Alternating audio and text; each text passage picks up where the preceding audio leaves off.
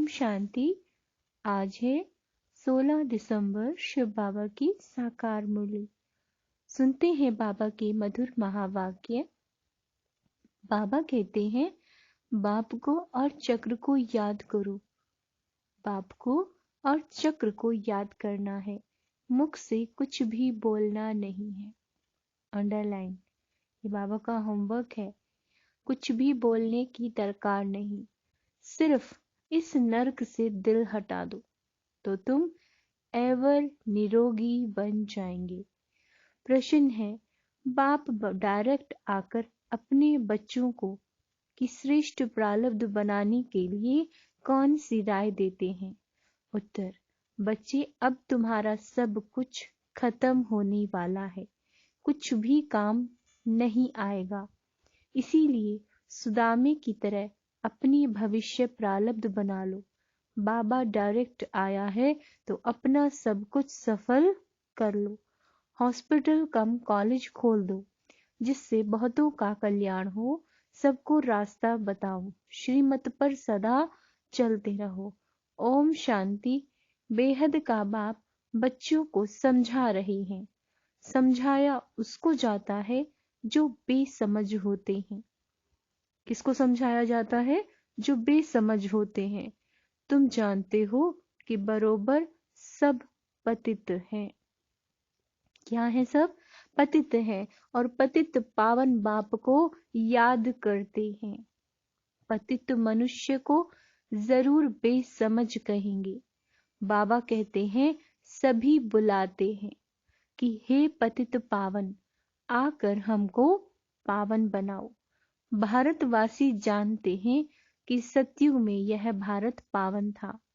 पावन गृहस्थ धर्म था। क्या था? पावन गृहस्थ धर्म था। इस समय पतित गृहस्थ अधर्म है। धर्मात्मा पावन को कहा जाता है। इस भारत में 5000 वर्ष पहले जब लक्ष्मी नारायण का राज्य था तो उनको पावन राज्य कहा जाता था। नर और नारी दोनों पावन थे। बाप बैठ समझाते हैं, आधा कल्प से भक्ति मार्ग चला है। जप तप आदि करना, वेद का अध्ययन करना, यह सब भक्ति मार्ग है। इससे मुझे कोई प्राप्त नहीं कर सकता। मुझ बाप को जानते ही नहीं। यह सब वेस्ट ऑफ टाइम है, वेस्ट ऑफ एनर्जी करते हैं। द्वापर से लेकर भक्ति मार्ग शुरू होता है। फिर देवताएं वाम मार्ग में जाते हैं। लाखों करोड़ों रुपया खर्च कर देवताओं के मंदिर बनाते हैं। सोमनाथ का मंदिर कितना हीरे जवाहरातों से सजा हुआ है। उस समय के हिसाब अनुसार करोड़ों रुपया खर्च नहीं किया होगा, क्योंकि उस समय तो हीरे जवाहरात आदि का दाम कुछ भी नहीं रहता। इस समय अगर इस समय वह मंदिर होता तो अथाह पद्मों की मिल्कियत हो जाती। अब बाप समझाते हैं, मीठे बच्चे, वेद शास्त्र अध्ययन करना ये भक्ति है। ये क्या है? भक्ति है। उसको ज्ञान नहीं कहा जाता। सतयुग में तीर्थ आदि नहीं मनाते। गंगा जमुना नदी तो सतयुग में भी है, अभी भी है। सतयुग में कोई तीर्थ करने के लिए नदियां नहीं थी। बाप तो है ज्ञान का सागर, वह बैठ ज्ञान देते हैं। बाबा कहते हैं, आधा कल्प ये भक्ति चलती है। पहले अव्यभिचारी भक्ति होती है, शिव की ही पूजा होती है, फिर देवताओं की। अभी तो भक्ति व्यभिचारी हो गई है। बाबा कहते हैं, भक्ति करते शास्त्र आदि पढ़ते रहते हैं तो सब भगत हो गए। सजनियां मुझ एक साजन को याद करती हैं। किसको याद करती हैं? शिव बाबा को। भक्तों की रक्षा करने वाला है भगवान। बाबा कहते हैं, तो जरूर भक्ति में तकलीफ होती है, तभी तो कहते हैं, क्या कहते हैं कि बाबा हमें आकर लिबरेट करो, दुख से मुक्त करो बाबा, गाइड बन मुक्ति धाम में ले चलो। बाबा कहते हैं उनको ये पता नहीं है, उनको ये पता नहीं कि भगवान कौन है। शिव व शंकर के मंदिर में जाते हैं, शिव शंकर को इकट्ठा कर दिया है दोनों अलग अलग। वह निराकार, वह सूक्ष्म शरीरधारी, वह मूल वतन में रहने वाला, वह सूक्ष्म वतन में रहने वाला। तो बाप समझाते हैं, बाबा समझाते हैं, मंदिर में बैल दिखाते हैं, समझते हैं शिव शंकर की बैल पर सवारी थी। अब शिव के लिए कहते हैं वह सर्वव्यापी है। ऐसे नहीं कहेंगे कि शिव शंकर सर्वव्यापी हैं। किसके लिए कह देते हैं? शिव के लिए। ऐसे नहीं कहेंगे, एक परम पिता परमात्मा निराकार को कहते हैं। अब बाप कहते हैं देखो, मैं निराकार तुमको कैसे पढ़ाता हूं? बैल पर कोई सवारी थोड़े ही होती है। हमारी सवारी बैल पर क्यों दिखाई है? मैं तो साधारण मनुष्य तन में प्रवेश करता हूँ। इनके 84 जन्मों की कहानी बैठ तुमको सुनाता हूँ। बाबा कहता है तुम भी ब्रह्मा मुख वंशावली आकर बने हो। इनका नाम भगीरथ, भगीरथ अर्थात भाग्यशाली रथ, क्योंकि पहले पहले यह सुनते हैं और यही सौभाग्यशाली है। सतयुग में बहुत थोड़े होते हैं।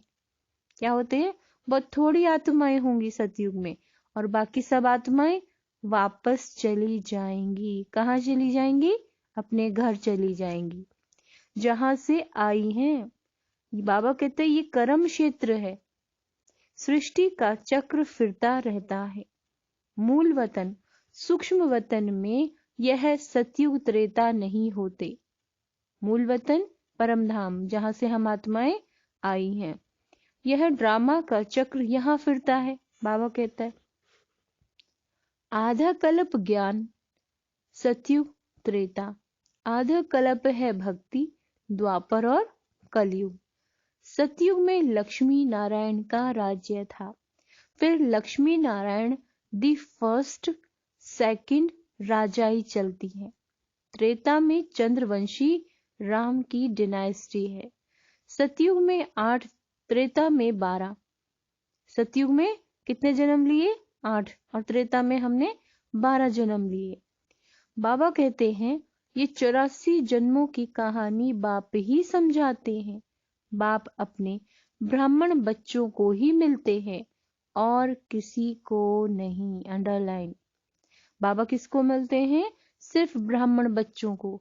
बच्चे बने हैं तब उनको पढ़ाते हैं।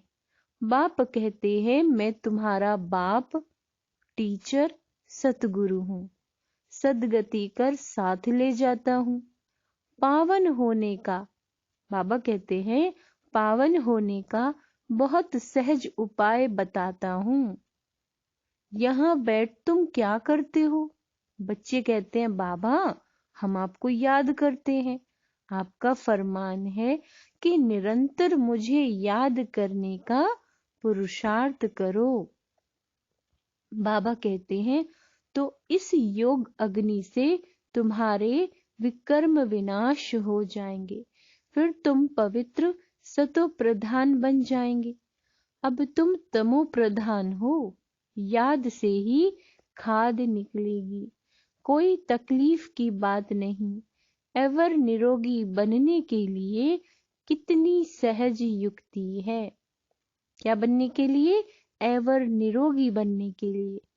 बाबा कहते हैं देवताएं कभी बीमार नहीं होते। इस याद से ही, शिव बाबा को याद करने से ही तुम निरोगी बनेंगे। पाप भस्म होने से, अंडरलाइन, पाप भस्म होने से तुम पावन बन जाएंगे। बड़ी भारी कमाई है। बाबा कहते हैं घूमो फिरो, सिर्फ मुझे याद करो। पहले यह प्रैक्टिस करनी है। याद करने से हम 21 जन्म के लिए निरोगी बन जाएंगे।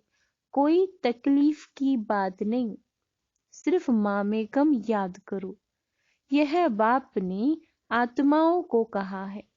हे आत्माएं, सुनती हो? बाप मुख से कहते हैं, क्या कहते हैं? मुझे याद करो और घर को याद करो। अब यह नरक खल्लास होना है, घर जाना है, जाना है अपने घर। भोजन बनाते समय भी याद का पुरुषार्थ करो। भल तुम कर्म योगी हो तो भी कम से कम 8 घंटे तक जरूर पहुंचो। 5 मिनट, 10 मिनट, आधा घंटा, ऐसे चार्ट को बढ़ाते रहो। जांच करते रहो हमने कितना समय बाप को याद किया है। ठीक है, तो यही होमवर्क बाबा दे रहे हैं। जिस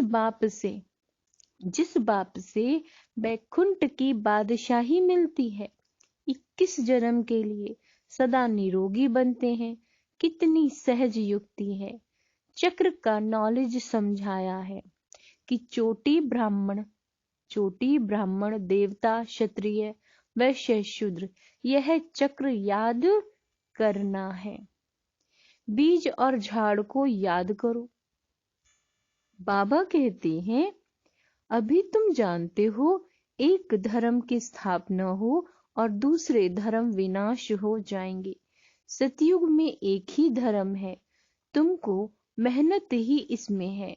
बाप कहते हैं मुझ बीज को याद करो और झाड़ को याद करो। स्थापना, विनाश और पालना, यह है बहुत सहज योग और सहज ज्ञान। बीज से झाड़ कैसे निकलता है, यह तुम्हारी बुद्धि में ज्ञान है।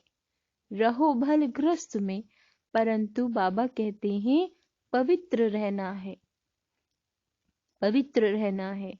यह तो अच्छा है ना। बाप कहते हैं 63 जन्म तुमने नरक में गोते खाए हैं, पाप किए हैं। क्या किए हैं? पाप किए हैं। अब बिल्कुल ही पाप आत्मा बन पड़े हो। बाबा कहते हैं रावण की मत पर चलते आए हो। गांधी भी राम राज्य चाहते थे, इसका मतलब रावण राज्य में थे। मनुष्यों की बुद्धि कितनी मलिन हो गई है, कुछ भी समझते नहीं है। स्वर्ग कब था किसी को पता ही नहीं। लक्ष्मी नारायण को 5000 वर्ष हुए, यह किसी को मालूम नहीं है। सतयुग की आयु लाखों वर्ष कह देते हैं। आधा कल्प है ज्ञान, आधा कल्प है भक्ति। बाबा कहते हैं भक्ति फिर जब पुरानी दुनिया हो जाती है तो आता हूं, तो क्या आता है? वैराग्य। इस नर्क से दिल हटा देते हैं। तुम यहाँ बैठे बहुत कमाई करते हो। बाबा कहते तुम चक्रवर्ती राजा बनते हो। यह तुम्हारा अंतिम 84वां जन्म है और विनाश सामने खड़ा है। मृत्यु लोक का विनाश, अमर लोक की स्थापना हो रही है। अमरनाथ बाबा से हम सत्यनारायण की सत्य कथा सुन रहे हैं।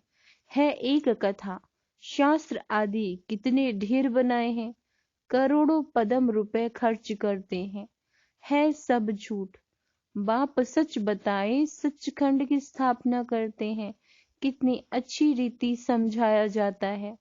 कैसी भी अबलाएं, गणिकाएं, अहिल्याएं उस स्वर्ग का मालिक बन सकती हैं। बाबा कहते हैं तुम्हारे पास अभी क्या रखा है? अमेरिका में क्या है? बड़े बड़े महल है, वह तो अभी गिरे की गिरे। स्वर्ग में तो अकीचर धन था, यहाँ तो धन है ही नहीं। अमेरिका के व्हाइट हाउस को क्या लूटेंगे? कुछ भी रखा नहीं है। वहां सतयुग में तो गरीब से गरीब का महल भी यहाँ से अच्छा होगा। चांदी सोना लगा हुआ होगा, वहां सब सस्ताई रहती है, सबको अपनी जमीन रहती है। सुदामे का मिसल भक्ति मार्ग में 2 मुट्ठी ईश्वर अर्थ देते आए हो। कोई 5, 10, 100 रुपए भी दान करते हैं, जिसका एवज दूसरे जन्म में मिलता है, जिसके बदले दूसरे जन्म में फिर बाबा उन्हें दे देते हैं। इसीलिए ही बाबा कहते हैं मनुष्य दान पुण्य आदि करते हैं। कोई हॉस्पिटल खोलते हैं तो दूसरे जन्म में तंदुरुस्ती अच्छी मिलती है, कोई बीमारी नहीं होती। कोई कॉलेज बनाते हैं तो दूसरे जन्म में पढ़कर होशियार हो जाते हैं। एक जन्म का फल दूसरे जन्म में मिलता है। अब परम पिता परमात्मा निराकार बाप तो दाता है। बाप कहते हैं बच्चे एक हॉस्पिटल कम कॉलेज खोलो, इसमें बहुतों का कल्याण होगा। इसका फल तुमको 21 जन्म के लिए मिलेगा। वह है इनडायरेक्ट 1 जन्म के लिए, यह है डायरेक्ट 21 जन्मों के लिए। प्रारब्ध मिलती है क्योंकि अब बाप डायरेक्ट बैठे हैं, समझाते हैं तुम्हारा सब कुछ खत्म होने वाला है। बाबा ने क्या कहा? तुम्हारा सब कुछ खत्म होने वाला है। महल माड़ियां सब मिट्टी में मिल जानी है। इसीलिए अब भविष्य की कमाई करो जो तुम्हारे काम आए। जो भी आए उसको रास्ता बताओ, बाप को याद करो तो तुम्हारी कट निकलेगी। पारलौकिक बाप है। बाप कहते हैं श्रीमत पर चलने से तुम स्वर्ग के मालिक पारस बुद्धि बन सकते हो। कितनी युक्तियां भी बाबा समझाते रहते हैं। हर एक के कर्म का हिसाब अपना अपना है। अंडरलाइन। क्या कहा बाबा ने? हर एक के कर्म का हिसाब अपना अपना है। बाप कर्म, अकर्म और विकर्म की गति बैठकर समझाते हैं। कोई भी तकलीफ हो तो बाबा कहते हैं सर्जन के पास आकर श्रीमत लो। शिव बाबा के पास अहिल्याएं, कुब्जाएं, सबको ये रास्ता बताना है। पवित्रता पर ही हंगामा होता है। विष नहीं दिया तो मारने लग पड़ते हैं, घर से निकाल देते हैं, कितना हंगामा करते हैं।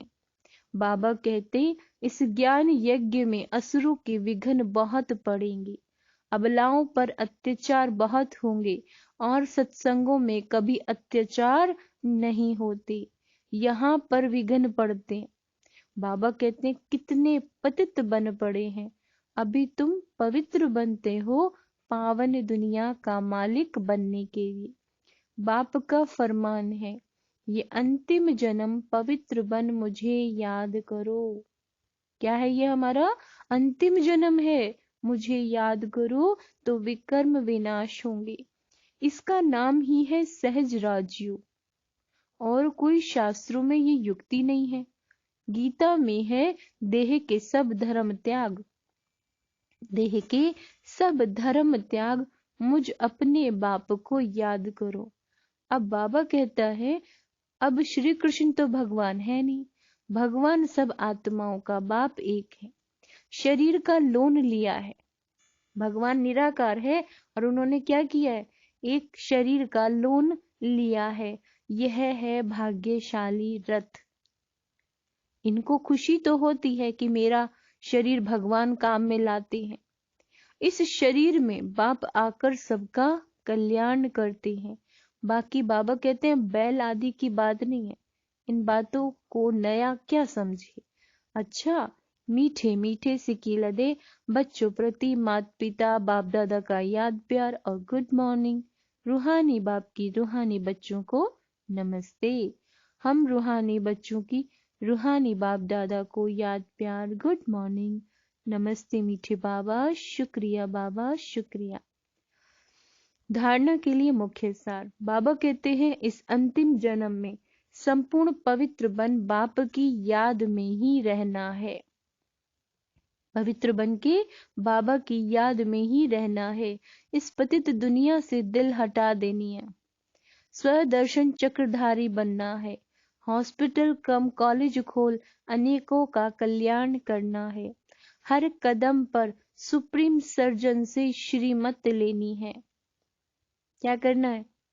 स्वदर्शन चक्रधारी बनाना है, हॉस्पिटल खोलने है, यानी कि बाबा की ये पाठशाला या कॉलेज खोलनी है। और हर कदम पर शिव बाबा से क्या लेनी है? राय लेनी है। वरदान है दिव्य बुद्धि द्वारा। दिव्य बुद्धि द्वारा त्रिकालदर्शी स्थिति का अनुभव करने वाले सफलता मूर्त भव। ब्राह्मण जन्म की विशेष सौगात है। क्या सौगात है? दिव्य बुद्धि। इस दिव्य बुद्धि द्वारा बाप को, अपने आप को और तीनों कालों को स्पष्ट जान सकते हो। दिव्य बुद्धि से ही याद द्वारा सर्व शक्तियों को धारण कर सकते हो। अंडरलाइन, दिव्य बुद्धि से ही याद के द्वारा सर्व शक्तियों को धारण कर सकते हो। दिव्य बुद्धि त्रिकालदर्शी स्थिति का अनुभव कराती है। उनके सामने तीनों ही काल स्पष्ट होते हैं। कहा भी जाता है, जो सोचो जो बोलो, आगे पीछे का सोच समझ कर बोलो। परिणाम को जानकर कर्म करने से सफलता अवश्य मिलती है। ये स्लोगन है, यथार्थ निर्णय देना है तो रूहानी फखुर यानी नशे द्वारा बेफिक्र स्थिति में स्थित रहो। अगर यथार्थ निर्णय देना है तो रूहानी फकुर यानी कि बेफिक्र स्थिति में स्थित रहना है। अच्छा, ओम शांति।